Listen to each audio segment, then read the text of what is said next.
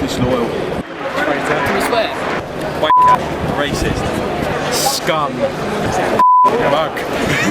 Alright YouTube, so I'm outside Highbury, Arsenal's old stadium, on my way up to the Emirates for the first game of the season.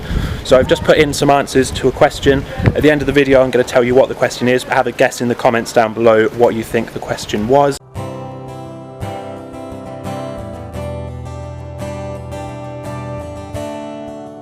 So I've literally just got back from the game and breathe.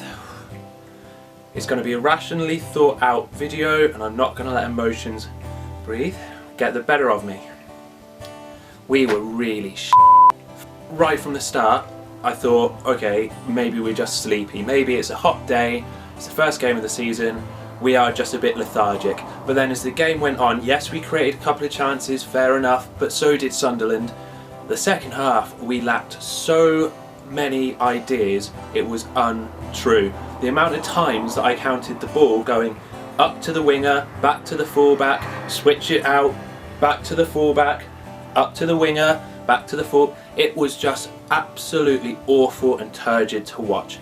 And then on the train back we hear that Song's going. Now I got an interesting statistic on my Twitter from Bristow Magic, and he said that 47 out of I think it was the 74 goals last season came from either assists or goals from Van Persie and Song.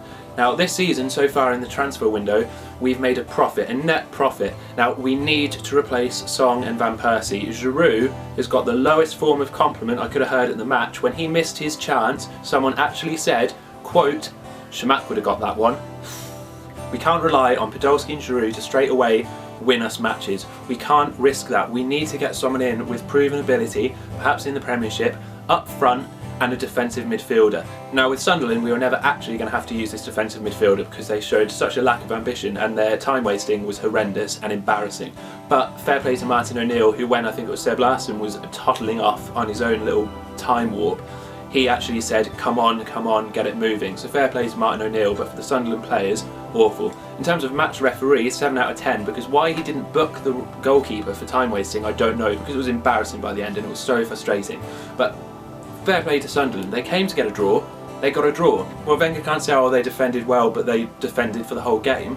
Well, they're not going to come round and get their tummies tickled, are they? They're going to come out and try and get a result. And for Sunderland, Arsenal, a result is a draw. So you can't expect them to come out and us to be able to just rinse them. They will defend, just like lots of other teams will. So we can't say, oh, they defended well. We've got to find a way around that. And with the creativity we showed, we're not going to find a way through that this season. Now, I'm all in favour of this formation, the 4-2-3-1. But the whole thing relies on good, clever movement and flexibility around those front forwards.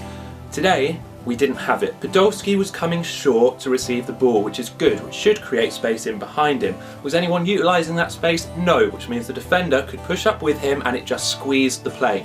Podolski was making good movement, but no one was following it around. In that front forward set of 3 or 4 players, they've got to create space for each other and look for space for each other. Now Walcott was tottering around the whole match like he wasn't bothered. He wasn't creating space for other people, which meant other people couldn't utilise that space. Without creating space, Sunderland found it so easy to defend in a block of 4 with one person picking up the spare man in midfield and then the midfielders.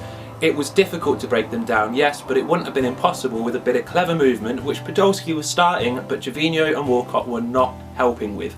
Now, because all the first game of the season, fair enough, you can't put too much on that. He did look a class above the rest with his touch, but even then he was bustled off the ball a few times. He's new to the Premier League, that's going to happen, and some of his balls were wayward.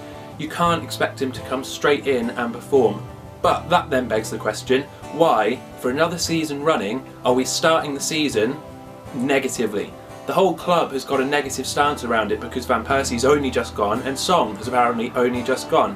Why are we leaving it at this stage of the season to still be messing around with the squad? Why did we not learn the lessons from last season with Nasri and Fabregas? Now we've got Stoke coming up next away and then Liverpool away. If we lose those 2 games, where are we going to go on from that? Granted, we just about scraped 3rd place last season after an awful first start, but why are we letting it happen again? Even Gazidis and Wenger have got a lot to answer for. Now I know, first match of the season, we can't get carried away with how bad that was, and it should hopefully improve. But to start the season in such a negative fashion is frustrating, and hopefully I'm not going to have another rant like this next game against Stoke where it'll be a bit more positive.